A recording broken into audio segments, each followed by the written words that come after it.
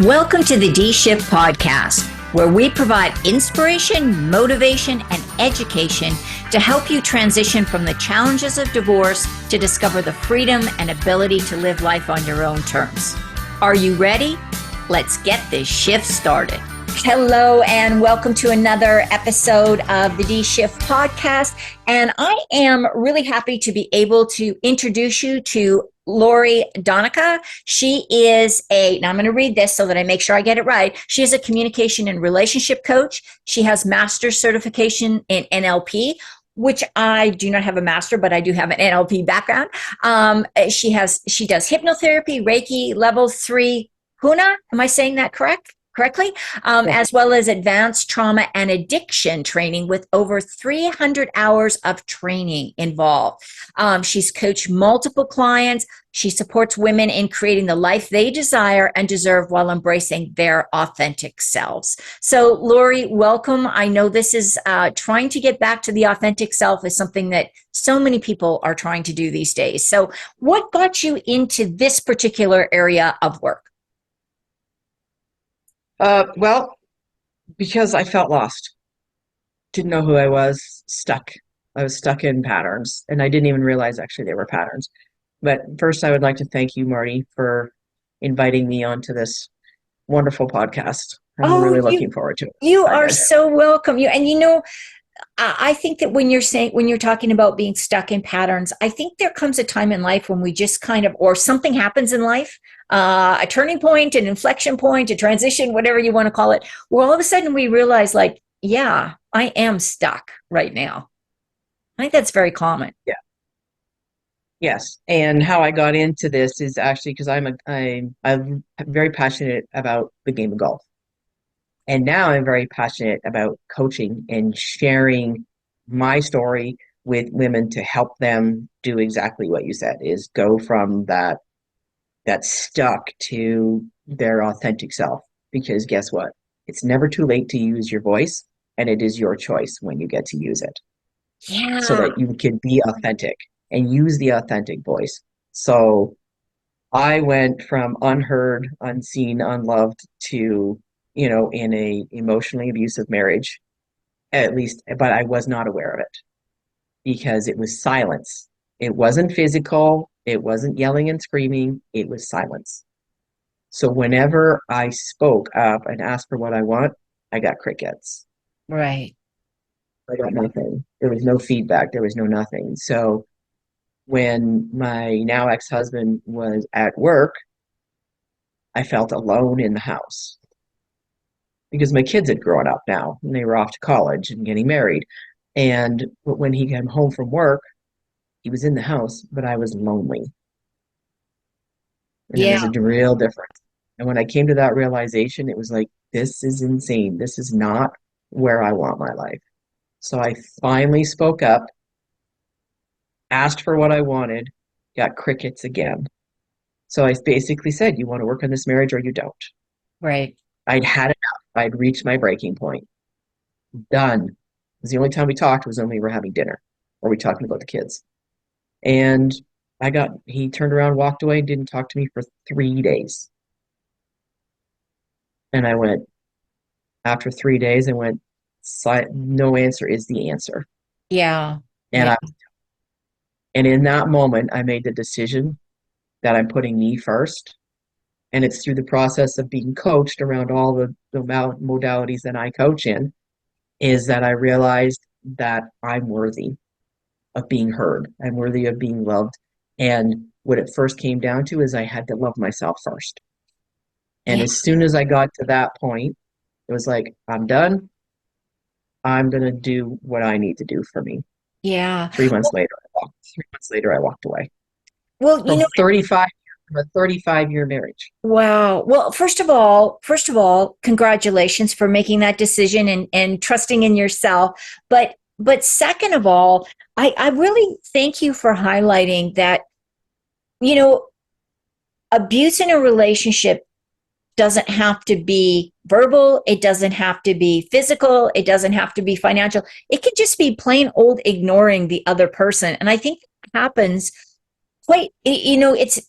you're not the only person I've heard with kind of say that story. I actually worked with a client whose husband walked around with earbuds in all the time in their house, and he could see that she was talking to him, and he just turned up the volume on whatever device he was listening to. So, I mean, there's all these kind of game playing that goes on. So you can't, but you have really become an expert on a lot of different modalities that you help people heal through. Can you talk a little bit about what's the difference between some of those? Because I know, sometimes it's hard for women or men to know, well, what type of person, what's the best way to approach trying to heal and learn to love myself and work through all these challenges? Yeah. Well, first you have to be willing to look at all the yucky stuff, all the things that you don't want to look at, that we avoid. It's a protection mechanism. Avoidance is a protection mechanism. So what I do is when I'm speaking to clients and anybody that I talk to, is it's how I'm trying to get to the point where figure out how their brain works so that they understand how their brain works. How are they doing the problem?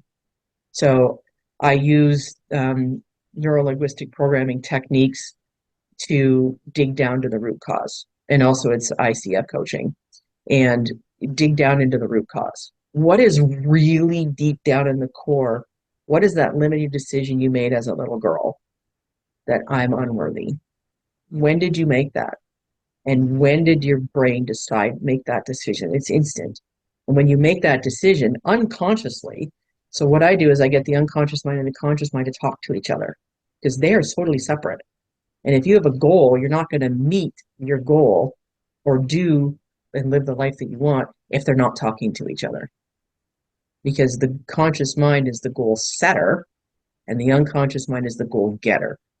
And if your conscious values and your unconscious values are out of alignment, you're not going to get anywhere. And Right. That's where I was. Yeah. They were out of alignment. And by the work that I did with coaching and that I do now for my clients is I dig into the root cause. You get the learnings from the issues that were happening that you imprinted when you were a kid, because 90% of our thoughts are not our own. Right. They were imprinted when we were 0 to 7. Unconsciously, we didn't know. We didn't know any better. You don't know what you don't know. So I break those connections, help them break those patterns, get the learnings they need to learn from the situation, because everything that happens to us happens for a reason. It's to teach us something. And when you get the learnings, you're able to see the new path. Yeah. And then I support them in that new path, setting the goals and getting the dream that they like, the life and that they dream and desire. And every woman, every person deserves that, actually. Yeah. So how do you, and I agree with you. I can't stress enough how much I agree with you.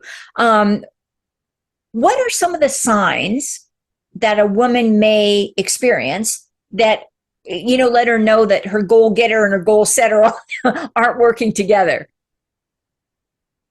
Well, we all have four voices. We have an inner critic, an inner ego, and an inner child. And then we also have our intuition. Those are your four voices. The intuition is always positive. It's not always kind. It's the one that gives us the clues that something's not right, Okay. and that it gives it an inspired action. The inner child is there to they want to play, but they're scared. The inner ego is about proving yourself right. And the inner critic is, you can't do that. Right. So though if you're hearing negative self-talk, it's not your intuition that's talking to you. It's the other three. And when we can turn the volume down on those three, because they're there to teach us things, when we turn the volume down on those and turn the volume up on the intuition, that's where the light bulb moments come. Yeah. And I've got to tell you this. I can't tell you how many clients I've worked with that have said something along the lines of, an hour before my wedding, there was something inside me that was telling me don't do this. But I was at the church. Everybody was there. We'd paid for all this. We committed to it. And so I just thought, I'm going to do it and I'll make it work. And I can't tell you how many women I have talked to that have given some version of that story. And I think at some point, it's not cold feet. It's really, like you say, our intuition telling us this is not right for you. But we're bound. Some people tell me they knew it months before the wedding and they still went through with it. So why do you think that happens? Like, why do we just shut off our intuition? Because it scares us. Because it opens us up to possible judgment or someone disagreeing with us or not accepting us for who we are. So that's where that inner child that's in us is scared enough. It's like, nope, we're not doing that. Right. We're not going against the norms. I mean, I did as a kid, and I did up until a while ago. I mean, every once in a while you still do it, but I do exactly what everybody expected me to do.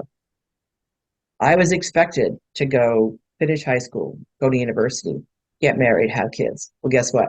I did all that. Right. I did it all. And you just talked about the moment, and this is why I chose you and you chose me, is because that's exactly what happened to me. But it was 5 minutes before the wedding. I was sitting in the back of the limo in the parking lot in the church. My mom got out of the car. She opened the door and said, "Let's go." And I'm going, "I don't want to do this." I said, "I'm not getting out." And she goes, "Get your ass out of the car. There's 100 people waiting in the church. You said you were going to do it. You're doing it. Get out of the car." Right. Right. I got out of the Now, if I had made the decision, my life would have been completely different. I don't know what it would have been. And I am also grateful that I did get out of the car because now I have two wonderful sons and three wonderful grandchildren and another one on the way. If I hadn't listened to the other voices, then I would not have that. Right. So, but if I trusted the intuition, I don't know how my life would be. And I can't dwell on that because I didn't make that decision. I made the one that I did. Right. And it's unfortunate we can't do an A-B split in our life and go, well, let's try out this track. And if this doesn't work, let's go to this one. We can't do that, right? So we make the best decision. Right. And I think so many women feel this pressure, like you said, that there's this path that we're supposed to take. For instance, I never had kids. I never had my own children. And so I still sometimes get friends who say to me, like, don't you regret that? And I'm like, no, I don't. And I didn't regret it at the time. I mean, maybe there was a period when I did, but the same path is not right for everybody, right? Exactly. And I always did. I mean, even in my marriage, I did what everybody thought I was supposed to do. Right. So when you Right. start, I when you, mean, sorry, no, that's all right. I was, My marriage was very transactional. It was very transactional. There was right, and I truly lost myself. And it was through going through the program of being coached and going through the breakthrough process, which is a 10-step process. I've done multiple breakthroughs in different areas of life that I truly found out who I am was always in there. That person was always there, right, but I buried it right. because I didn't know it really was there.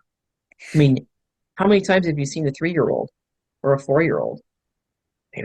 They could say and do anything. It does not matter to them. Right. And society and parents and teachers, they mold you into somebody to the rule follower. Yeah. You get that choice taken away. So what I teach people is that women in particular is it's never too late. Find that true inner child that is begging to come out. It's where you have the choice, you have the freedom, and you're not being judged by anybody. Like, who cares if I embarrass myself? It doesn't matter because you're doing exactly what you want and you're living the life that you dream and desire. And I'm doing that now.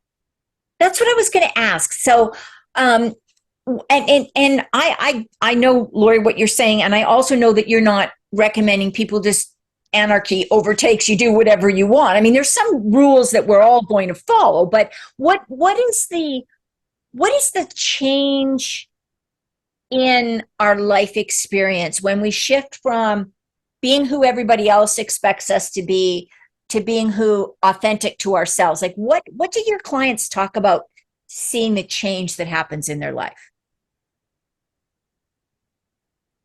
Well, I've coached hundreds of hours with multitude of clients, and they are they go from I have no idea what you're talking about to we call it the aha moments, where they have a realization when they get down. They don't even realize how much they've buried things, their authentic self, because they believe what they believe, because Right. that's what that's what you grew up with. And I mean, when you're born, you're just a blank slate, and other people write on it. Why don't you write on your own slate? And that's Right. what they learn to do, is to break the pattern and learn more about themselves and what they're truly capable of when they're authentic and love themselves. So I went from hating myself to loving myself. Yeah. Do I still have moments? Absolutely. We all do. We're human. We Sure. are not the process that I do with my clients does not turn them into emotional robots, because we are human. Just because we release negative thoughts and emotions doesn't mean we won't have negative thoughts and emotions, because we are human. But they won't be those blow up moments. You know, those blow up moments you have where you just want to go WTF. Yeah. Like, what is going on? And you're just like, your head's exploding, and you totally feel lost, and you don't know where to go. You don't Right. know where to turn. Right. But when you've made the releases, you're going to go back and you're going, what is this moment trying to teach me? Those moments where there's that unsettled, you feel alone, or you're afraid or angry or unheard, unseen, unloved. When you go into those moments and say, ask yourself the question, what's important about this right now, and what do I need to learn from it? Yeah. And I take my clients through that process. It's And very in depth. It's a process that yeah. I teach them through. And it's a little scary, but this I provide a safe place. There's a safe place to express yourself and figure it out. And when you're authentic to yourself, I believe you attract people into your life that are going to support you, that love you for who you are, and that are going to respect that you're not going to become their Stepford wife, or I know that's kind of sexist. I shouldn't be saying that in this day and age, Yes, but you know what I mean? Like, you're not going to be, it's true. but so many people, and I really see this a lot, particularly in codependent relationships where, somebody will take on a fixer up spouse, assuming that they can somehow fix that person and turn coal to diamonds. It does not happen. It never happens. If anything, the coal just burns you up. That's exactly what happens. You're not going to make diamonds out of it. So, but being that authentic self, that's got to be so freeing, for people that haven't had that experience Oh, before. oh yeah. Now that I still have my moments. Now that I'm authentic and real, I don't, I don't care what people think anymore. Right. I really don't. It's not that I don't, I care what their thoughts are, who they are. And, it's not like if I don't agree with them, I shut them out. No, that's not. With that, I can have an honest discussion with them. That's where it's never too late to use your voice. Have Right. that honest, difficult conversation with someone Yeah. Yeah. and learn from it, grow from it, get strong, right? And that's where I am, is now I'm living the life that I dreamed of when I was 12. I'm Yeah. 61. I'm living the life that I dreamed of. Well, I'm living exactly where I thought I would live. And I've got a beautiful new partner who, exactly what you said, understands, listens, and it's a two-way street, yeah. always. Love that. And what a positive way to end this up. What's the one sentence that you want people to remember from this conversation?